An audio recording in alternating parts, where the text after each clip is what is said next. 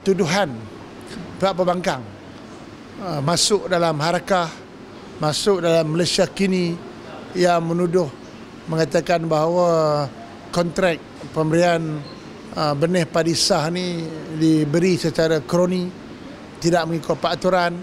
Jadi dalam saya menjawab dalam parlimen tadi bersama berdepan dengan Yang Berhormat Datuk Mahfuz, pengurusan yang memangkirkan isu ini, saya nampak beliau pun tak faham. Dia orang keliru. Saya kata tadi, kalau mula-mula waktu tender itu ditutup, di masyarakat saja yang betul-betul layak. Tapi dalam masa yang sama, ada syarikat, kita tengok dari segi laporan kewangannya masih ada yang tak siap. Kemudian ada yang tak ada indikator slender. Ada juga yang belum siap taraf bumi putera dia. Jadi sebab itu diberikan peluang syarikat-syarikat ini untuk mereka melengkapkan permohonan mereka sebelum jawatankuasa bermusyawarat. Jadi artinya waktu jawatankuasa itu bermusyawarat, semua dah syarat, semua syarat itu dah cukup.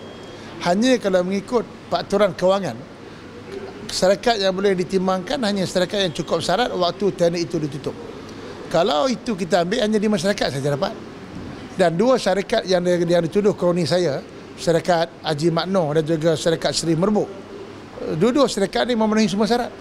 Kalau betul yang 2 ni kroni saja, tentulah saya akan kita bagi 5 syarikat saja. Tapi kita buka lagi, kerana niat kita ikhlas. Kita buat open tender, sebelum ni tak ada open tender. Sebelum ni semua direct nego. Ini the first time kita buat direct nego. First time kita buat open tender, supaya ianya lebih telus dan lebih banyak lagi syarikat boleh mengambil bahagian, nak bagi peluang.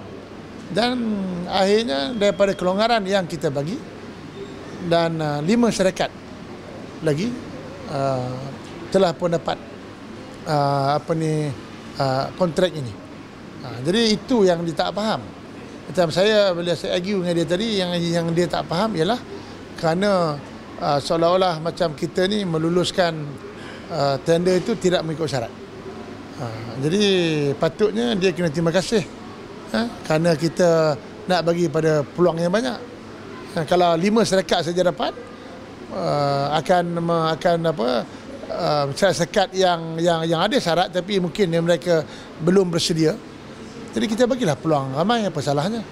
Jadi bila kita bagi kelonggaran, hari ini ada 10 syarikat telah pun dapat tender ini. Bila saya berdepan tadi dengan Mahfuz dan juga pembangkang, saya jelas bagi saya mereka sebenarnya tak faham isu yang sebenar. Isu benih padi sah. Mereka tak faham. Di antara membezakan benih padi sah, yang benih padi yang diberi subsidi oleh kerajaan, dengan CL ni, chlorophyll ataupun padi kebal. Padi kebal ni tak ada kaitan dengan subsidi kerajaan. Itu dibuat oleh syarikat, termasuk Seri Merbuk pun saya dipahamkan ada juga buat padi kebal. Tetapi padi kebal yang dibuat oleh syarikat-syarikat, 5 syarikat ni termasuk Fakra semua, itu terbuka. Siapa yang nak beli, belilah. Sebab itu baru ni Yang Berhormat Perdana Menteri bagi peruntukan khas. Dia nak cuba 4 juta dia bagi, suruh tanam padi kebal. Dan kalau betul-betul padi kebal ini lebih menguntungkan petani dan memudahkan petani menguruskan sawah mereka, saya pun telah pun minta supaya Kementerian Pertanian buat kajian. Kita boleh tukar cara subsidi. Kita boleh jadikan padi kebal ni sebagai subsidi kerajaan. Kalau dia benar-benar memberikan faedah, kerana padi kebal ni mahal. 1 ekar kosnya lebih kurang RM840. Kita kena bagi seorang petani. Jadi dan 2-3 isu yang dia bangkit tadi, saya nampak dia tidak berapa jelas.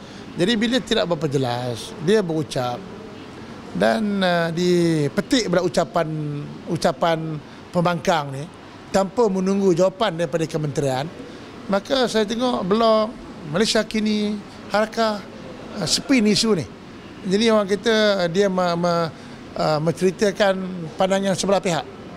Sepatutnya supaya adil, tunggulah menteri jawab, tunggulah saya jawab. Macam tadi saya jawab. Tapi saya tahu bila saya jawab tadi, Malaysia Kini mungkin tak masuk. Harakah takkan masuk. Kerana tujuan mereka nak spin, nak jadi isu politik.